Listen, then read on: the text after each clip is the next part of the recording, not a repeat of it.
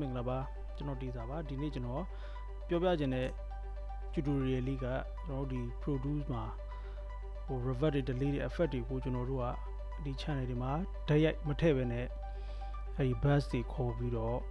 ကိုလိုချင်သလိုအနေအများချိန်ပြီးတော့သုံးတဲ့ဟာမျိုးလေးကိုကျွန်တော်ကပြောပြချင်ပါတယ်အဲဆိုကျွန်တော်တို့အရင်ဆုံးဘာလုပ်ဖို့လိုလဲဆိုတော့ဒီ thread တွေကနေပြီးမှ new ကိုခေါ်ပြီးတော့ဒီမှာကိုထည့်ခြင်းနဲ့ဒီ bus ကိုဒီ Aux in ကိုကျွန်တော်တို့ခေါ်မယ်ပေါ့နော်ဘယ်နှ line ခေါ်မလဲပေါ့ဒီလိုဆိုတော့ကျွန်တော် delete နဲ့ revert နှစ်ခုတည်းကိုပဲပြမယ်ပေါ့နော် channel နှစ်ခုကိုခေါ်လိုက်မယ်အဲဆိုရင်ဒီမှာကျွန်တော်ဒီနှစ်ခုရပြီပေါ့နော်အဲ့နှစ်ခုကိုကျွန်တော်နာမည်ပေးမယ်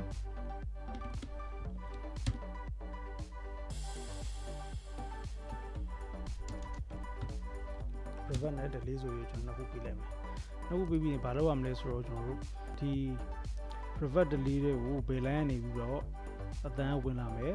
ပြီးလို့ရှိရင်ဘယ်ကိုပြန်ထွက်မလဲဆိုတော့ဒီ input နဲ့ output ကိုကျွန်တော်တို့ယူရမှာပေါ့နော်အဲဆိုတော့ကျွန်တော် input ထဲမှာဘယ် bus ကနေဝင်မလဲဆိုတော့ကိုကြိုက်တဲ့ bus ကိုရွေးလိုက်ပေါ့အဲ bus ကိုရွေးပြီးတော့ကျွန်တော်နာမည်ပြောင်းနိုင်ရင်ရပြီအတိအကျဖြစ်သွားအောင်နာမည်နဲ့ ဟောဆိုပြီးတော့ကျွန်တော်အဲ့ဒါလေးပေးလိုက်မယ်နော်ပြီးလို့ရှိရင်ဒီအထွက်ကိုဒီ miss bus တွေကိုထည့်လိုက်မှာဒီ miss bus ကဘာလဲဆိုတော့ကျွန်တော်တို့ဒီ channel တွေအားလုံးထွက်လာတဲ့ output တွေကိုသူကပေါင်းစုံပြီးတော့ဒီ bus တစ်ခုကျွန်တော်ကလှုပ်ထားတယ်လှုပ်ထားပြီးလို့ရှိရင်အဲ့မှာဟိုဘာလုပ်လဲဆိုတော့ဒီကောင်ကို compress ပြန်လုပ်တယ်ပြီးလို့ရှိရင်ဟို EU နဲ့တစ်ခါပြန်ပြီးတော့ဟို mastering state မှာ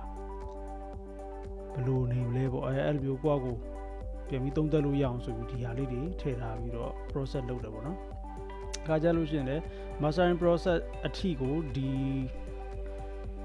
EU တွေဒီ compressor တွေကိုမဖြုတ်ဘဲနဲ့ယူရတာမျိုးတွေရှိရပေါ့နော်အဲဆိုတော့ကျွန်တော်ကဒီ miss bus တွေကိုထည့်လိုက်မယ်ဆိုလို့ရှိရင်ဒီ revert က miss bus တွေကနေမှတစ်ခါပြန်ထွက်လာမယ်ပြီးဒီ delete ကိုလည်းကျွန်တော်အဲ့ဒီတိုင်းပဲ miss bus တွေကိုပဲ mix bus တွေကိုပဲထည့်မယ်ဟုတ်ပြီနော်ပြီးလို့ရှိရင်အရေးကြီးဆုံးကဒီ Aux channel တွေခေါ်ထားလို့ရှိရင်ဘာလုပ်ရမလဲဆိုတော့ကျွန်တော်တို့က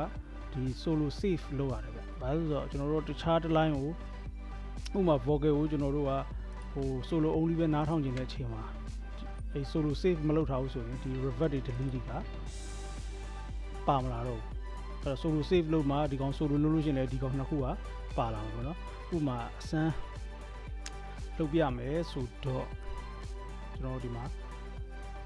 revert လေးတစ်ခုထည့်ကြည့်လိုက်မယ်နော် revert လေးထည့်ရမယ်ကျွန်တော်မှာပါရှိတယ်လက်စီကွန်ထည့်မှာလက်စီကွန်ထည့်ကြည့်လိုက်မယ်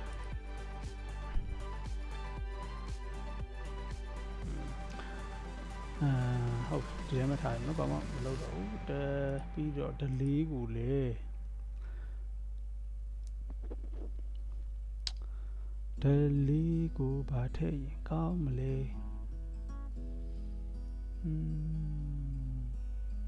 တွေ့တာလေးတော်တော်များများရှိမဲ့ fat filter လေးထည့်လိုက်မယ်နော် fat filter ထည့်မယ်ပြီးလို့ရှိရင်setting လေးကခုပေါ့ထည့်လိုက်မယ်ဒီကောင်လေးပဲဟုတ်လားအစမ်းဆိုတော့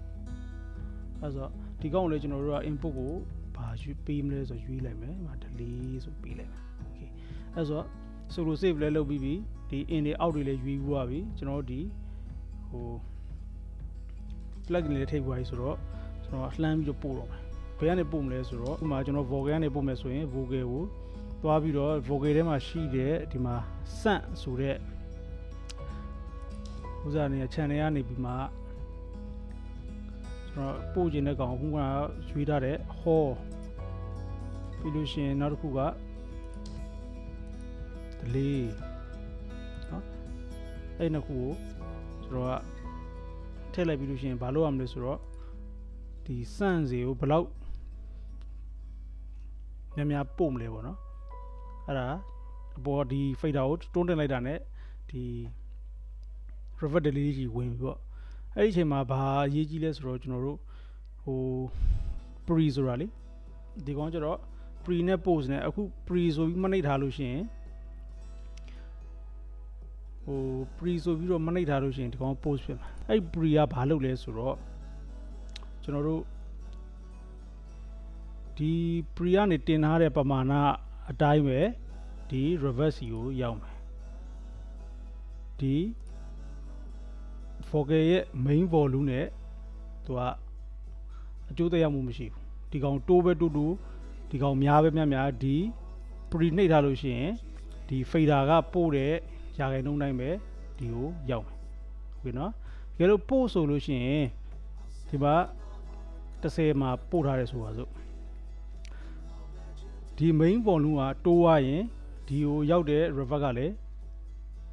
တိုးရမယ် main volume ကကျရင်ဒီကိုရောက်တဲ့ဟိုစားလည်း reverb တွေကလည်းလိုက်ကျန်မယ်ဒီ main volume နဲ့ဒီ main volume ရဲ့ဟိုဘယ်လိုပြောမလဲအတိုးကျတိုင်းသူကလိုက်ပြီးတော့တက်ရောက်မှုရှိတယ်ပေါ့နော်အဲ့တော့ကျွန်တော်ကဒီ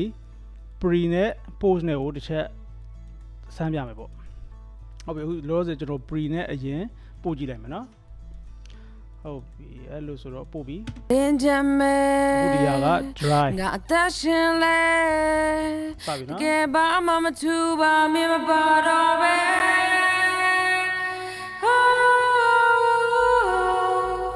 ငါမေးဖို့ခံဟုတ်ပြီအဲ့လိုဆိုလို့ရှိရင်ဒီကောင်ရောက်သွားပြီဒါပေမဲ့ခုနကကျွန်တော်ပြောသလို solo save မလုပ်ထားဘူးဆိုရင်ဒီsolo လုပ်လိုက်တာနဲ့ဒီကောင်က mute ဖြစ်သွားမှာเนาะအဲ့တော့ကျွန်တော် solo လုပ်လိုက်ပြီကျွန်တော်ဒီ pre နဲ့ပဲကျွန်တော်တစ်ချက်ပြန်ပို့ပြမယ်เนาะ solo လုပ်ထားတယ်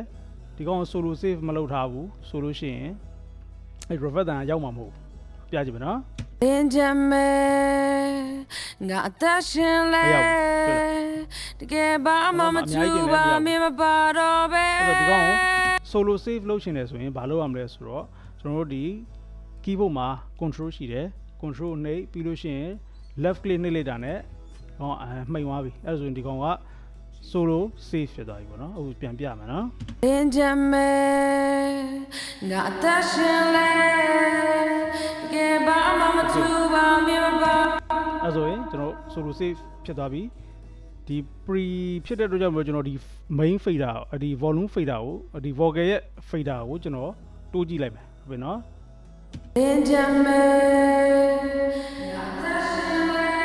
ဟောတွေ့လားဒီကောင် main အတန်ပြောက်သွားပြီးတော့ဒီအနောက်က reverb တန်လည်းကျန်တယ်အဲ့ဒီဟာကိုတကယ်လို့ကျွန်တော်တို့က post လုပ်မယ်ဆိုလို့ရှိရင်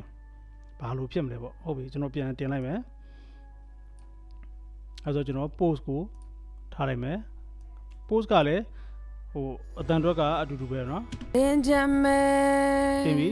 ငါအသက်ရှင်လဲကဲဘာမှမထူပါမင်းမပါတော့ပဲတင်ပြီးသွားပြီဆိုတော့ကျွန်တော်ဒီမှာ main volume ဒီ vocal fader ကိုကျွန်တော်ကတိုးကြည့်လိုက်မယ်သူရဲ့အနည်းများဘယ်လိုဖြစ်မလဲပေါ့နောက်မှာလိုက်ပြီးတော့ဟိုဘယ်လိုပြောမလဲ reverb တန်ပါမလားတော့โอเคနော်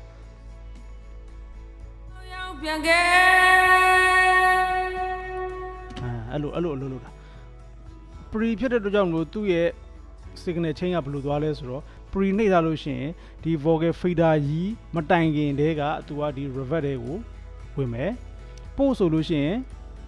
ဒီ fader ကြီးပြီးမှဒီ reverb တွေကိုဝင်မယ်အဲ့ဆို pre ဆိုလို့ရှိရင်ကျွန်တော်တို့ဒီ main volume နဲ့မသက်ဆိုင်ဘူးပို့ဆိုလို့ရှိရင်ဒီ main volume ကထွက်တဲ့အသံဟိုမှဒီ sound fader ကနေမှ reverb တွေကိုဝင်မှာရှုပ်သွားလားမသိဘူးเนาะတစ်ချက်ပြန်ပြောပြမယ် pre ဆိုလို့ရှိရင်သူ့ရဲ့ signal chain ကဒီ vocal ရဲ့ fader ကိုမဖြတ်ဘဲနဲ့သူ့ fader ကနေမှတိုက်ရိုက်ဒီ reverb တွေကိုဝင်တယ်ဟုတ်တယ်เนาะပြီးလို့ရှိရင် post ဆိုလို့ရှိရင်ကျွန်တော်တို့ကဒီ vocal ရဲ့ fader ပို့လိုက်တဲ့ဒါခိုင်နှုန်းတိုင်းပဲဒီစန့်တွေကိုရောက်မယ်ဒီစန့်လေးကနေမှဒီဘက် revert တွေကိုဝင်မယ်အဲ့လိုနော်ဟုတ်ပြီအဲ့ဆိုတော့ delay လဲအဲ့သဘောတရားနဲ့အတူတူပဲ okay အဲ့ဆိုတော့ကျွန်တော် delay ကိုလည်းတစ်ချက်စမ်းကြည့်မယ်နော် delay ကိုလည်းခုနကိုလိုချင်တဲ့ post တွေ pre တွေရွေးပြီးလို့ရှိရင်တင်ချလိုက်မယ်ဟုတ်လားဟုတ်စမ်းကြည့်မယ်နော် ငါအသက်ရှင်လဲကဲဘာမှမထူပါမင်းမပါတော့ပဲ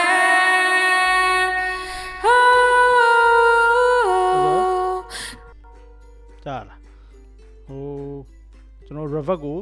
လုံးဝပိတ်လိုက်ပဲပိတ်လိုက်ပြီးတော့ delay ကိုပဲတင်ကြည့်မယ်နော်ငါအသက်ရှင်လဲခဏလေး delay ပြီးပြင်အောင် delay တိုင်းကိုနည်းနည်းလေးဟိုဖြစ်လိုက်မှာနည်းနည်းလေးချေလိုက်နော်အဲ့မှာကြည်လေးတီးကြလေးကြာအောင်အဲ့လိုပေါ့အဲ့ဆိုကိုပို့ကျင်တဲ့ delay revert ကိုဒီစန့်ကနေမှတစ်ချက်ပို့လို့ရပါပြီပေါ့နော်အဲ့တော့ငါအသက်ရှင်လဲတကယ်ဘာမှမထူပါမင်းမပါတော့ပဲ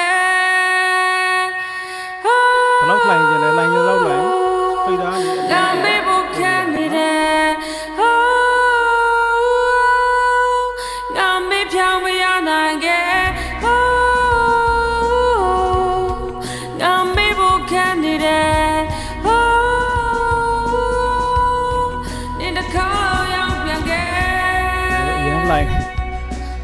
လိုက်နေတယ်ဆိုတော့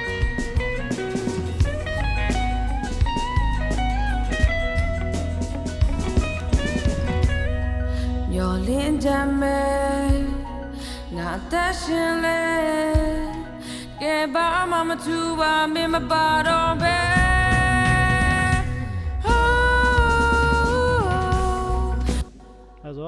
အဲ့တော့ဒီနေ့ကျွန်တော် revert တွေ delay တွေဟို bus တွေနဲ့ခေါ်ပြီးသုံးတဲ့ကျူတူတွေကတော့ဒီလောက်ပါပဲဆိုတော့နောက်ကျူတူတွေဒီမှာထပ်တွေ့ကြမယ်နော်အားလုံးကျေးဇူးများတင်ပါတယ်